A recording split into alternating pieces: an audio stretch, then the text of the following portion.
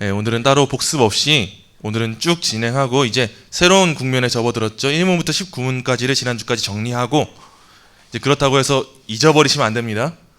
또 물을 거예요. 삼위일체가 뭡니까? 시작! 새 위격에 지긋지긋하게 할 겁니다.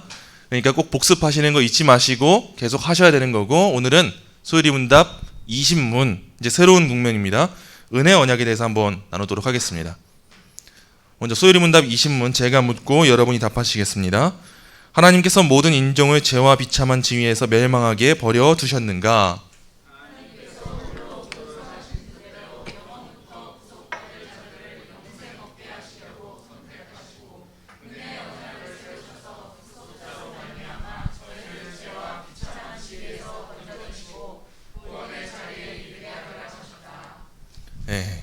인간의 비참함은요, 전적으로 그 시작이 어디냐? 인간의 타락에 있습니다. 인간이 행위 언약을 하나님께서 허락하셨는데 그 언약을 맺어주신 것 또한 하나님의 은혜인데, 인간 스스로가 그 언약으로부터 탈락한 것, 타락한 것, 이게 바로 인간의 비참함의 첫 시작이었습니다.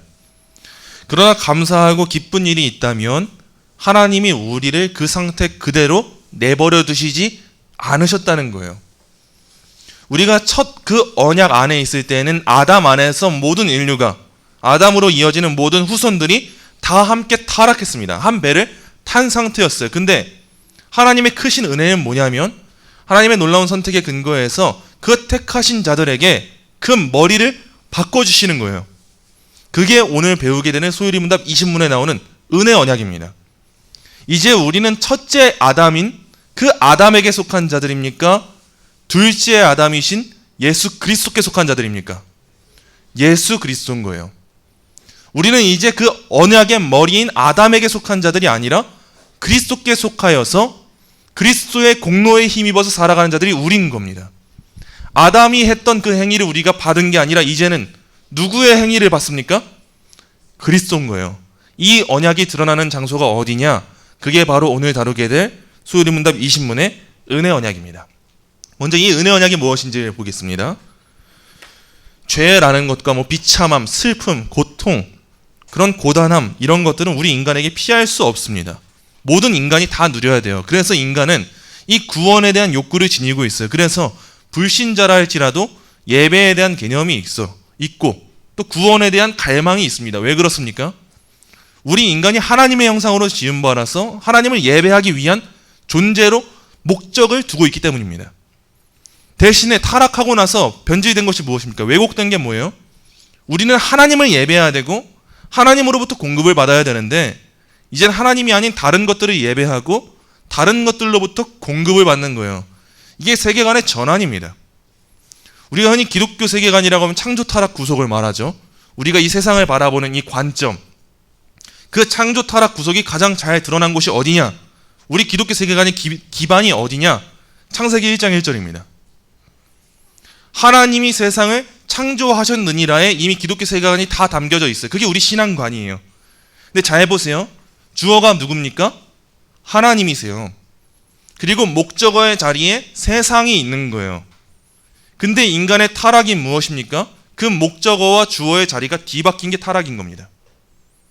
하나님이 세상을 만드셨고 하나님이 인간을 만드셨는데, 이게 우리가 믿고 따라야 되는 신앙인데, 인간이 타락하고 나니까 그 자리가 바뀐 거예요. 세상이 하나님을 만드는 꼴이 되고 인간이 하나님을 만드는 꼴이 되는 거예요. 그래서 우리가 믿는 이 신앙관, 이게 타락한 인간의 신앙관은 그 스스로서는 내가 원하는 하나님을 만드는 것에 불과할 뿐입니다. 모든 종교가 동일합니다.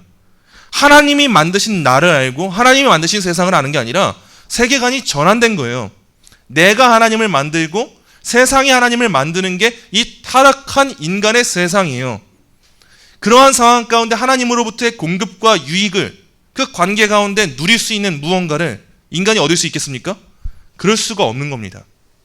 그러므로 이 세상에 고통이 끊이지 않는 그 비참함이 존재하는 거예요. 그러나 그럼에도 불구하고 인간은 이 종교성을 가지고 있죠. 하나님이 이 종교의 씨앗을 우리에게 심어주셨죠. 그래서 우리가 갈망하는 내용은 구원이에요. 근데 우리 인간이 할 수 있는 그 구원은 항상 우리에서 하나님께로 향하는 그 구원의 도식일 수밖에 없다는 겁니다. 세상 모든 종교와 우리 기독교의 차이점이 바로 여기 있습니다. 세상 모든 종교는 인간이 하나님에게 도달하고자 하는 아래로부터 위로 향하는 것이 세상의 종교입니다. 세상의 모든 종교가 바로 이 방향을 향하고 있고, 흔히 기독교 신학의 개념으로는 이 말을 영성이라는 로마 카톨릭 용어로서 표현했어요. 오늘날 우리가 말하는 영성은 당연히 우리가 말하는 이 경건의 의미를 담고 있기 때문에 우리가 함께 사용할 수 있지만, 이 용어 자체는 원래 로마 카톨릭에서 와서 인간이 하나님께 향할 때 쓰임받던 용어가 영성이라는 개념입니다. 그러나 우리 기독교의 세계관은 다른 거예요. 우리가 주체가 되지 않습니다. 우리가 믿고 따르는 바는 뭡니까? 우리 인간이 하나님으로부터 지어졌는데 스스로 이 하나님으로부터의 존재의 지어짐을 파괴시킨 게 우리 기독교인 거예요. 우리 인간관인 거예요. 그래서 하나님으로부터의 관계가 이전엔 있었는데 그 관계가 이미 단절돼 버렸다라는 게 우리 신학의 전제입니다. 그래서 우리 스스로는 하나님께 향할 길이 있습니까? 없습니까? 없는 거예요. 이게 우리 시작입니다. 이게 전적인 타락이고 무능력이고 부패함인 겁니다. 스스로 하나님을 향하고자 하는 갈망함도 없을 뿐더러 하나님을 향할 수도 없는 존재가 바로 우리 인간이라는 거예요. 그런데 감사한 것, 은혜되는 내용은 무엇입니까? 우리 기독교는 그럼에도 불구하고 하나님의 은혜가 선포된다는 거예요. 우리가 아래로부터 위로 향할 수 없으나 우리 기독교의 핵심은 뭡니까? 위에서 아래로 내려와 주신 겁니다. 하나님이신 예수님께서 인간의 몸을 입고 이 땅에 오신 거예요. 그게 하나님의 뜻이 계시된 가장 큰 사건입니다. 우리 스스로는 그리스도를 알 길이 없는데 이 그리스도를 알 만한 지식을 주시는 분이 누구십니까? 하나님이신 거예요. 이게 하나님께서 이루시는 구원의 은혜인 겁니다. 그래서 죄는 하나님과의 단절인데 우리 인간은 하나님께 단절됐기 때문에 나아갈 수가 없다는 것. 이게 우리의 첫 번째 스텝이고, 그런데 우리의 신앙은 뭐냐? 그러한 우리에게 하나님은 긍휼을 베풀어 주셔서 하나님께서 우리 인간에게 찾아와 주신다, 내려와 주신다, 계시해 주신다. 그래서 우리 기독교가 은혜의 종교라고 하는 겁니다. 우리에게 은혜를 받을 만한 자격이 있습니까? 없는 거예요. 이미 끝난 겁니다. 어느 조금의, 아주 조금의 은혜를 받을 만한 자격도 없는데 하나님이 주신 은혜는 그 자격 없는 우리에게 하나님의 목적 때문에, 하나님의 뜻 때문에 하나님이 우리를 찾아오시고 이 관계를 회복시켜 주신 겁니다. 누구를 통해서요? 그리스도를 통해서요. 우리를 통해서가 아닙니다. 내가 이렇게 믿었기 때문에 저렇게 했기 때문에가 아니라 그리스도를 통해서 이 은혜를 맺어주신 게 바로 이 하나님의 은혜인 겁니다. 에스겔 37장 26절에 이렇게 기록되어 있습니다. 내가 그들과 화평의 언약을 세워서 영원한 언약이 되게 하고 또 그들을 견고하고 번성하게 하며 내 성소를 그 가운데에 세워서 영원히 이르게 하리니, 이 언약을 맺으시는 분이 누구세요? 내가라고 기록되어 있죠.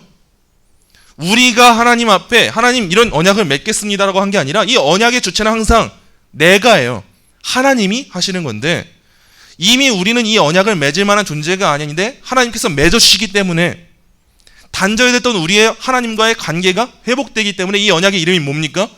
화평의 언약이라는 거예요. 하나님이 우리와 화평의 언약을 영원하게 맺으셨다는 거예요. 이게 우리가 오늘 살피게 될 은혜 언약을 성경에서 일컫고 있는 그 이름입니다. 그 은혜 언약의 내용이 뭔지 살펴보겠습니다. 은혜 언약에는 하나님의 약속이 있습니다. 창세기 17장 7절입니다. 내가 내 언약을 나와 너 및 내 대대 후손 사이에 세워서 영원한 언약을 삼고 너와 내 후손의 하나님이 되리라. 하나님이 우리 인간과 하나님의 택하신 백성과 하신 주된 약속이 있는데 그게 뭐냐? 내가 너와 내 후손의 하나님이 되겠다. 이게 하나님의 약속입니다. 다른 사람이 하는 게 아니라 하나님이, 내가 너의 하나님이 된다는 건데 이 안에는 부수적인 약속들이 담겨져 있어요. 그 약속들의 내용은 이렇습니다. 첫째, 다양한 현세적인 복에 대한 약속을 담고 있습니다. 이 약속은 종종 영적인 복들을 상징하고요. 둘째, 양자됨과 영생에 대한 천국권을 포함하는 칭의의 약속입니다. 죄인된 인간을 하나님의 자녀 삼아 주신다는 것은 의인의 신분으로 전환시켜 주신다는 거예요. 하나님은 죄인의 아버지가 되실 수 없습니다. 그 의로운 자의 아버지가 되어주시겠다는 겁니다. 셋째, 구속사역과 모든 구원의 복을 완전하고 조건 없이 적용하는 성령의 약속. 인간은 이미 이룰 수 있는 그 조건을 이룰 수 있는 사람이 아니에요. 그런 대상체가 아닙니다. 인간에게서 어떤 선한 걸 기대할 수가 없습니다. 우린 여전히 행위 언약을 지킬 수가 없습니다. 하나님의 법에 온전히 순종할 수 없습니다. 아무리 탁월한 그리스도인이라고 해도 하나님의 법에 온전히 순종할 수 있는 그리스도인은 이 세상에 존재하지 않아요. 그렇게 해서 구원 얻게 된다면 그게 행위 구원인 거예요. 우리는 누구 때문에 구원 얻습니까? 하나님이 하신 이 언약 가운데 예수 그리스도로 말미암아 구원받는 겁니다. 내가 이걸 했기 때문에, 내가 믿었기 때문에 그런 구원이 아니라는 거예요. 넷째, 무궁한 생명 안에서 궁극적으로 누리게 되는 영화에 대한 약속. 이 약속이 다 어디에 담겨져 있냐? 방금 읽었던 이 말씀 가운데 내가 내 언약을 나와 너 및 내 대대손손 후손 사이에 세워서 영원한 언약을 삼고 내가 너의 하나님이 되겠다. 이 언약 안에 이 모든 복들이 약속되어 있는 거예요. 하나님께서 이 약속을 맺으실 때 인간의 편에서의 어떤 조건을 보셨습니까? 그렇지 않다는 거예요. 이 언약의 조건이 무엇인지 살펴보겠습니다. 이 언약은요, 이 은혜 언약은 무조건적인 언약임과 동시에 조건적인 언약입니다. 이 사실을 오늘 꼭 기억하셔야 됩니다. 은혜 언약은 무조건적임과 동시에 조건적입니다. 먼저 은혜 언약은 무조건적이에요. 왜냐? 이 은혜 언약이라고 하는 것은 인간의 공로를 힘입지 않기 때문입니다. 행위 언약은 어땠습니까? 행위 언약은 인간이 순종해야 생명을 얻는 언약이었어요. 이것 또한 은혜입니다. 우리가 단순하게 생각해서 행위 언약은 은혜가 아니고 은혜 언약만 은혜다 이렇게 생각하곤 하는데, 하나님이 피조물인 인간과 약속을 맺으시고 생명을 주겠다고 하신 것 자체가 은혜예요. 근데 행위 언약과 은혜 언약의 차이가 있다면, 행위 언약은 인간이 스스로 지켜야 되는 언약이었어요. 인간이 순종할 수 있는 상태에서 순종해야 되는 언약이었습니다. 그리고 그걸 지킬 때 생명을 준다고 약속하신 언약이 행위 언약이었어요. 근데 은혜 언약은 다릅니다. 은혜 언약은 그 시작점 자체가 달라요. 인간이 이 언약을 지킬 수 있습니까? 없습니까? 없어요. 순종할 수가 없다는 거예요. 근데 은혜 언약은 인간에게 생명을 약속하죠. 하나님의 나라를 약속하고 하나님의 언약을 약속합니다. 근데 이 은혜 언약이 은혜 언약이라고 불릴 수 있는 진정한 이유가 뭐냐? 우리 인간 편에서 조건으로 지킬 수 있는 그 어떠한 공로도 존재하지 않기 때문입니다. 이 은혜 언약 가운데 역사하는 조건, 그 공로, 근거는 무엇입니까? 예수님의 순종인 거예요. 행위 언약을 보시면은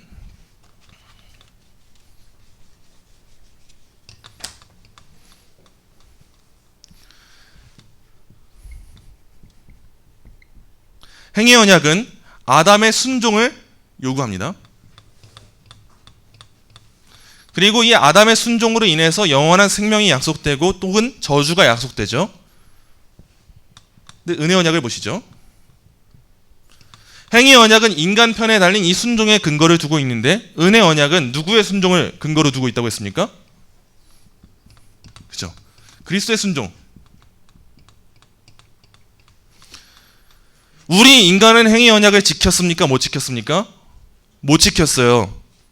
우리 인간은 행위 언약을 못 지켰는데, 하나님이신 예수님께서는 이 땅에 인간의 몸을 입고 오셔서 그 인간의 몸을 입으사 인간으로서 하나님의 모든 법에 순종하셨습니까? 안 하셨습니까? 하셨습니다. 우리가 받게 되는 은혜가 뭐냐? 우리가 받게 되는 은혜는 내가 순종했기 때문에 그 순종의 대가를 받는 은혜가 아니라, 나는 순종하지 않았는데 하나님이 나를 그리스도라는 머리 밑에 두셔서, 우리가 이전에 아담의 후손으로 있던 것처럼 그리스도의 후손으로 있게 하셔서 그리스도 안에 포함되게 하셔서 예수님이 하신 그 순종의 대가를 우리의 것으로 여겨주시는 것, 우리의 것이 되게 하시는 것, 이게 은혜 언약인 겁니다. 그래서 우리는 순종하지 않았는데 순종의 대가를 받는 거예요. 우리는 하나님의 말씀에 순종하지 않았는데 하나님은 우리한테 생명을 주시는 겁니다. 우리는 하나님의 뜻에 합당하게 살지 않았는데 저주를 피하게 되는 거예요. 그 이유가 어디 있습니까? 그리스도의 순종이라는 거예요. 이게 우리가 예수 그리스도를 믿고 따르는 이유인 겁니다. 그래서 우리가 예수님을 믿게 될 때 우리에겐 두 가지 전가가 일어납니다. 우리가 예수님을 믿게 될 때 우리의 죄는 예수님의 것으로 여겨지는 예수님에게 전가가 돼요. 행위 언약에 있어서 인간이 지은 그 죄의 무게가 예수님에게 전가가 된다는 거예요. 그래서 예수님이 어디에 못 박혀 죽으셨습니까? 십자가에 못 박혀 죽으신 거예요. 원래 그 자리에 누가 있어야 됩니까? 우리가 있어야 되는 겁니다. 우리가 우리의 죄를, 그 죄의 삭은 사망이기 때문에 그 대가를 받아야 되는데 예수님이 그 죄의 대가를 받으신 순종을 하신 거예요. 또 더 나아가서 우리가 죄만 없어진다고 의로운 신분인 건, 우리가 의로운 신분이 되는 겁니까? 그렇지 않습니다. 쉬운 예를 들어보면, 자, 고속도로에서 과속을 했습니다. 그래서 딱지가 날라왔어요. 그럼 제가 벌금을 내겠죠. 제가 수차례 벌금을 냅니다. 자, 제때 벌금을 다 내요. 제가 그렇게 벌금을 잘 내는 시민이면 선량한 시민입니까? 아니죠. 벌금을 잘 내는 게 선량한 시민이 아닌 거예요. 선량한 시민은 뭡니까? 법을 잘 지키는 시민이죠. 예수님께서 십자가에 못 박혀 죽으셔서 우리의 죄의 대가를 치르셨다고 우리가 의인이 되는 겁니까? 그게 아니라는 거예요. 왜요? 우리는 순종하지 않았기 때문에요. 근데 우리가 하나님 앞에서 의인으로 불려질 수 있는 이유가 뭡니까? 예수님이 공생의 기간 동안 우리를 대신하여 하나님의 법의 모든 부분 완전하게 순종하셨기 때문이에요. 우리가 예수님을 믿을 때 그 예수님이 순종하신 공로가 우리에게 전가되는 겁니다. 이게 의의 전가인 거예요. 그렇다면 이제 은혜의 언약이라는 것은 우리 인간의 편에서 보았을 때 조건이 있다고 할 수 있습니까? 없다고 할 수 있습니까? 조건이 없는 거죠. 그런 의미에서 은혜 언약은 무조건적입니다. 근데 더 나아가서 은혜 언약은 조건적입니다. 왜 조건적일까요? 이 은혜 언약은 예수님의 사역을 조건으로 삼기 때문입니다. 우리가 조건이 아닙니다. 이 은혜 언약의 조건은 인간을 대신하여 다 이루시는 예수님의 사역, 예수님의 순종, 이 만족의 공로가 조건으로 주어지기 때문이에요. 선택받은 자들이 행위 언약 때문에 다 예수님께, 하나님께 순종해야 되는 공로를 우리는 여전히 지키고 있지 못한데 누가 이루신 거라고요? 예수님이요. 그런 의미에 있어서 이 은혜 언약이라는 것은 행위 언약 아래 우리가 멸망하지 않을 수 있도록, 우리가 의인으로 불려질 수 있도록 하나님이 예수 그리스도를 세우셔서 그리스도를 조건 삼아서 우리에게 은혜를 베풀어 주시는 그런 언약이기 때문에 그런 점에 있어서는 조건적이라는 거예요. 그러므로 은혜 언약을 기억하실 때 이제 이 두 가지를 기억하셔야 됩니다. 은혜 언약은 무조건적이에요. 우리 편에 있어서. 그러나 은혜 언약은 조건적입니다. 예수 그리스도의 공로에 힘입기 때문에요. 이 두 가지를 꼭 기억하셔야 이 은혜 언약이 무엇인지를 알 수 있게 되는 거예요. 여기서 혼동이 생길 수 있습니다. 아니, 그렇다면 우리가 은혜 언약, 이 예수님의 공로를 받는다는 것은 우리가 예수님을 믿어야 받는 거 아닙니까? 왜냐하면 하나님께서는 이 은혜 언약의 대가를 받는 이 일을 믿음을 주셨어요. 믿음이 있어야, 우리가 예수님을 믿어야 예수님의 순종의 공로가 우리에게 오게 하신 거예요. 그렇기 때문에 많은 사람들이 여기서 헷갈리게 되고 오해하게 됩니다. 아니, 그러면은 믿음이라는 것, 이 은혜 언약에 있어서 역사하는 믿음이라는 것, 이 믿음은 은혜 언약의 조건이지 않습니까? 라고 묻는 사람들이 생기기 시작합니다. 여러분, 믿음은 이 은혜 언약의 수많은 유익을 누리게 하는 조건일까요? 조건이지 않을까요? 조건이 아닙니다. 우리가 믿음을 조건이라고 하는 순간 이 믿음이 우리 스스로 산출해낸 무언가라고 하는 개념이 생기는 거예요. 근데 성경을 보세요. 이 믿음은 우리가 스스로 가지는 겁니까? 하나님이 주시는 겁니까? 주시는 거예요. 우리가 능동적으로 믿음의 행위를 하지만 우리가 이 선한 마음을 가질 수 있는 이유는 하나님이 은혜로 우리에게 주셨기 때문에 할 수 있는 거예요. 그렇기 때문에 우리는 믿음을, 은혜 언약에 있어서의 믿음을 조건이라고 하는 것이 아니라 하나님이 우리에게 은혜를 주시는 도구라고 말합니다. 수단이라는 거예요. 왜요? 이 믿음도 우리 스스로 가질 수 없는 것이기 때문입니다. 이게 어디에 동일하게 적용되냐? 하나님의 예정, 선택에 동일하게 적용됩니다. 하나님의 구원하시는 은혜는, 구원하시는 그 은혜를 입기 위해서는 우리가 믿음을 가져야 되는 건 당연한 겁니다. 예수 그리스도를 믿어야 구원 얻는 거예요. 근데 여기서 혼란이 생기는 거예요.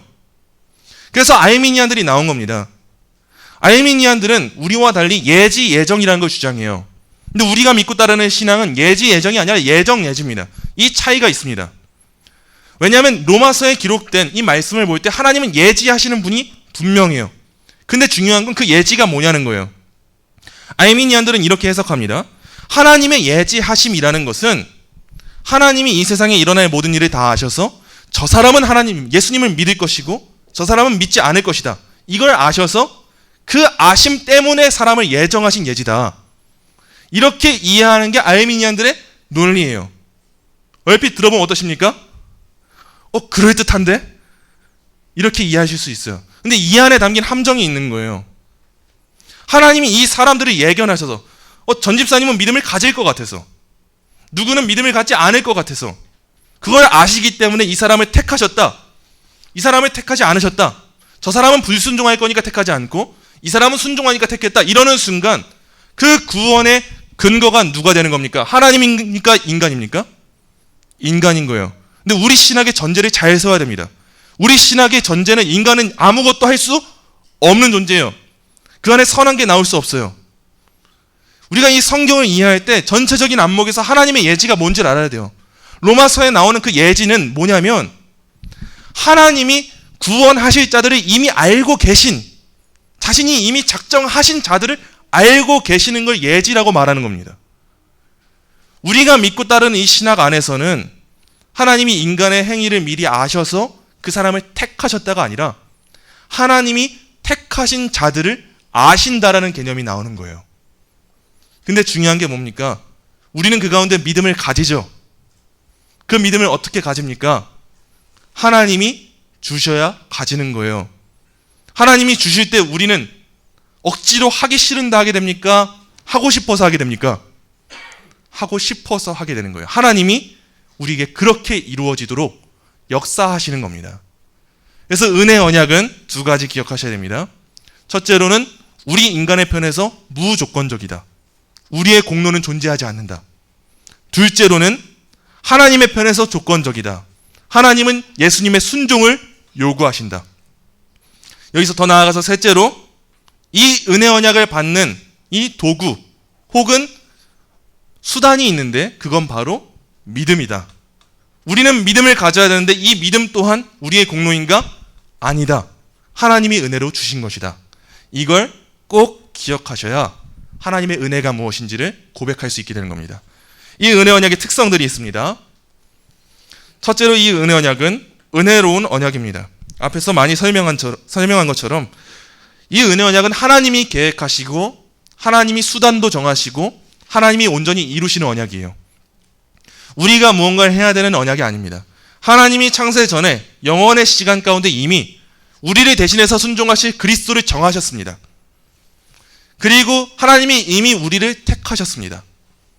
그리고 하나님의 때에 우리가 믿음을 가지고 하나님께 나오게 하십니다. 그렇기 때문에 우리는 주 안에서 내 영혼은 안전합니다 라고 고백할 수 있게 되는 거예요. 우리가 언제나 내가 구원받은 사람이 맞나 의심할 수 있게 되는 그 상황이 존재합니다. 택함받은 성도라고 할지라도 내가 과연 구원의 확신을 가질 수 있는가? 나는 너무 두려운 것 같은데, 불안한 것 같은데, 이런 생각을 가질 수 있어요. 근데 그때 우리의 확신은 어디서 가질 수 있냐? 구원이 내게서 나는 것이 아니다. 우리는 주 안에서 안전하다. 이 믿음을 가질 수 있게 되는 거예요. 그래서 우리가 꼭 기억해야 될 거, 은혜로운 언약이다 라는 사실입니다. 둘째, 삼위일체적인 언약입니다. 이 언약의 시작은 성부 하나님의 뜻에 있고요. 이 언약은 성자 하나님의 사역을 통해서 이루어지고요. 그리고 이 언약은 성령 하나님의 적용을 통해서 이루어집니다. 우리 인간에 개입되는 부분이 단 하나도 없어요. 성부, 성자, 성령 하나님의 사역인 거예요.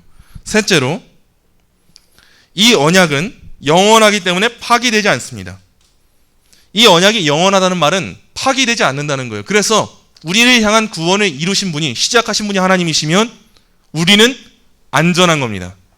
하나님의 우리를 놓치지 않으시는 그 손길이 역사하는 것이고, 사망이나 권세나 그 무엇이나 우리를 향한 그리스도의 사랑으로부터 우리를 끊을 수 있는 것이 존재하지 않는 언약이 이 은혜 언약이에요. 그래서 우리를 향한 하나님의 구원은 우리의 자의잘못과 우리의 연약함으로 인해서 그 구원의 은혜로부터 탈락할 수 없는 은혜인 겁니다. 마지막 넷째입니다. 시행의 형식은 변해도 본질은 동일합니다. 구약 시대랑 신약 시대랑 우리가 살아가는 이 시대랑 구원의 방식이 다를까요? 그렇지 않습니다. 아브라함도 믿음으로 말미암아 구원받았습니다. 구약 시대 수많은 선지자들도 다른 어떤 이가 아니라 예수 그리스도의 공로에 힘입어서 구원을 얻었습니다. 마찬가지로 오늘날에도 동일합니다. 시대는 변해도 구약과 신약에는 그 맥을 뚫고 있는 하나님의 은혜의 언약이 있는 거예요. 하나님의 계시가 그렇게 드러나게 되는 겁니다. 오늘날에도 동일합니다. 하나님께서는 택하신 자들의 하나님이 되시고 그 복음은 딱 하나입니다. 구원에 이르는 길, 구원에 있어서의 수많은 그 순종의 공로를 이루신 분, 그분은 구약 시대나 오늘날이나 변함없고 앞으로도 동일합니다. 이미 성경에는 원시복음이라고 불리는 창세기 3장 15절이 기록되어 있죠. 여자의 후손이 뱀의 후손을 이깁니다. 대적합니다. 그 최후의 승리가 약속되어 있습니다. 이 모든 게 성경에 이미 기록되어 있고 동일하게 우리들의 인생 가운데에서도 이루어질 겁니다. 그러므로 우리가 붙잡아야 될 것, 우리가 진정 신앙생활에 있어서 계속 영원토록 붙잡고 그 공로에 힘입어야 될 분, 그분이 누구십니까? 예수 그리스도입니다. 다른 답이 없습니다. 내가 이렇게 해야지 답이 아닙니다. 내가 하나님께 나아가야지가 아니라 하나님의 나에게 오신 이 은혜로 말미암아 반응을 할 수 있는 존재, 그 반응을 할 수 있는 존재가 바로 우리 인간임을 잊지 마시고 나아가는 여러분 되시길 소망합니다. 시간이 많이 흐른 것 같아요. 짤막하게 핵심적으로 행위 언약과 은혜 언약의 차이점을 표로 정리를 해봤습니다. 행위 언약과 은혜 언약의 유사점, 공통점이라고 할 수 있는 건요, 첫째, 창시자입니다. 행위 언약이든 은혜 언약이든 이 언약을 시작하신 분은 다른 분이 아니라 하나님이시죠. 그리고 둘째로 이 계약의 당사자예요. 행위 언약이든 은혜 언약이든 계약의 당사자는 하나님과 인간이죠. 셋째로 외적인 형식, 조건과 약속이 동일합니다. 조건은 믿고 순종해야 되는 거고 약속은 하나님이 우리의 하나님이 되신다는 거죠. 넷째로 약속의 내용, 영생으로 똑같죠. 다섯 번째, 일반적인 목적. 목적은 뭡니까? 다른 거 아닙니다. 항상 동일하게 말하는 겁니다. 하나님의 영광이에요. 근데 이제 차이점이 있어요. 행위 언약에서는 하나님이 창조주이자 주로서 나타납니다. 근데 은혜 언약에서는 하나님이 어떻게 나타나시냐? 구속주와 아버지 되시는 그 긍휼을 베풀어 주시는 분으로 나타나는 거죠. 둘째로 행위 언약에서 인간은 하나님과 바른 관계를 맺고 있는 존재였어요. 순종할 수 있는 존재였죠. 근데 은혜 언약에서 인간은 어떻습니까? 은혜 없이는 아무것도 할 수 없는 그리스도의 순종을 붙잡아야 되는 죄인인 거예요.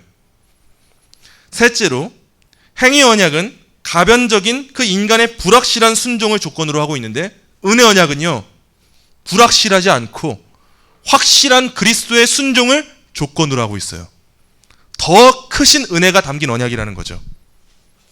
넷째로 행위 언약에서는 율법을 지키는 게 생명의 길이죠. 근데 은혜 언약에서는 예수 그리스도를 믿으면 되는 생명의 길입니다. 그래서 행위 언약에서 요구되는 믿음은 율법에 의해 일부인데 은혜 언약에서는 믿음이 예수 그리스도 안에서 하나님의 은혜를 받는 도구에 불과합니다. 마지막 다섯째로 행위 언약은 부분적으로 본성적으로 감지할 수 있어요. 인간의 마음에 종교의 씨앗이 있어서, 율법이 새겨져 있어서. 근데 은혜 언약은요, 하나님이 은혜 주셔야지만 깨달을 수 있습니다. 핵심적으로 쉽게 이해가 되셨습니까? 다음 주에 물어보진 않겠습니다. 근데 이런 공통점과 차이점이 있다. 그러나 이 안에 맥을 뚫고 있는 기반이 있는데 그것은, 이 언약들은 목적이 하나님의 영광이고 이 언약을 우리 인간과 맺어주신 것 자체는 행위 언약이든 은혜 언약이든 모두 동일하게 우리에게는 은혜다라는 거예요. 근데 이제 우리는 스스로 행위 언약을 지킬 수 없는 존재가 되었기 때문에 하나님은 우리를 버리지 않으시고 우리에게 은혜를 베푸셔서 이제 우리는 우리의 순종에 말미암는 언약이 아니라 예수님의 순종으로 말미암는 이 크신 은혜의 힘을 힘입어 나아가게 되었다는 것. 이게 오늘의 은혜 언약입니다. 그러므로 이제 다시 우리가 이렇게 고백할 수 있겠죠? 제가 묻고 여러분이 답하시겠습니다. 하나님께서 모든 인종을 죄와 비참한 지위에서 멸망하게 버려두셨는가?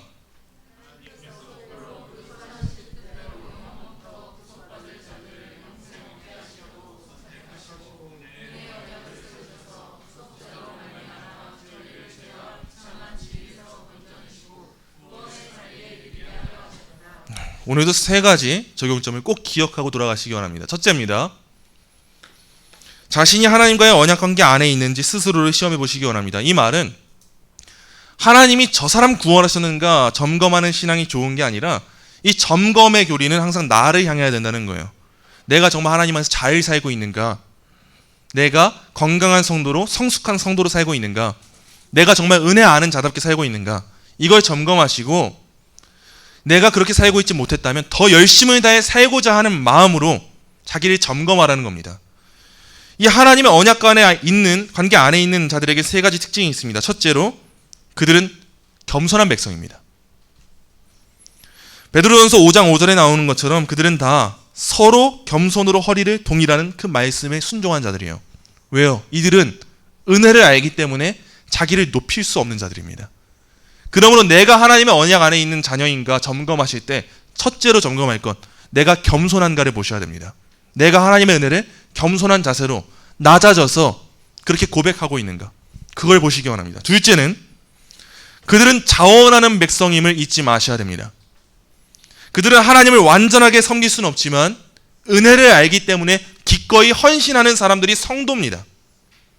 이 크신 은혜를 알았다면 제가 예수님처럼 순종하겠습니다 라고는 못해도 제 순종은 불완전하고 연약하지만 그럼에도 기꺼이 제 자신을 하나님께 드리길 소망하오니 하나님 저를 사용하여 주옵소서, 나를 들어 써 주옵소서, 이렇게 고백하는 자들이 은혜를 아는 자들이에요. 그러므로 그들은 고난을 당할 때도 불평하지 않고 주께 또 나아갑니다. 이 힘이 어디서 납니까? 내주하시는 성령님이 그를 이끄시는 거예요. 그러므로 그들은 자원하는 백성임을 잊지 마셔야 됩니다. 마지막 셋째로 그들은 성별된 백성입니다.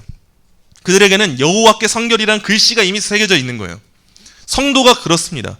세상 가운데 살아가도 그들에겐 이미 인이 쳐져 있는 거예요.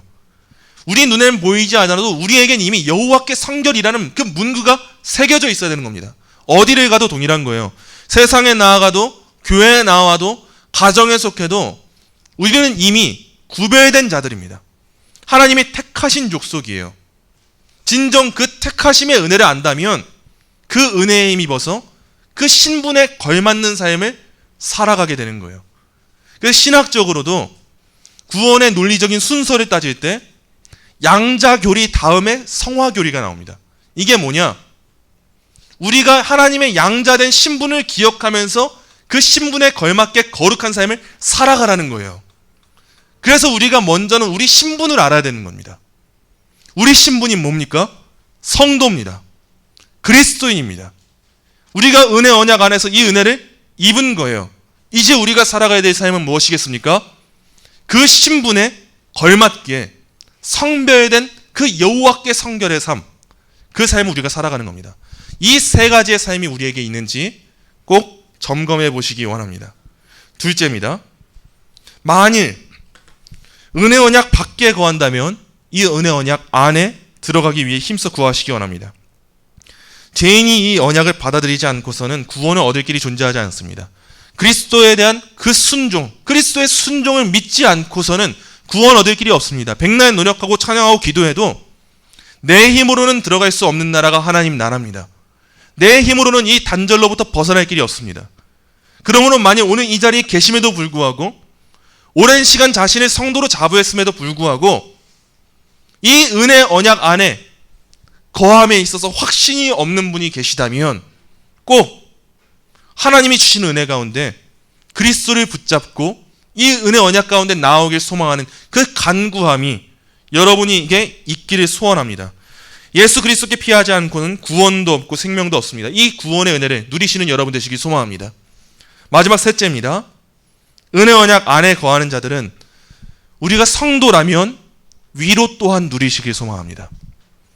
하나님과 언약을 맺은 자들은 그들의 죄악은 전부 다 사해졌습니다. 예수 그리스도로 말미암아, 예수 그리스도께서 십자가에 죽으심으로 말미암아 우리의 죄는 이미 사함 받았습니다. 그로부터 말미암는 그리스도인의 자유함이 있습니다.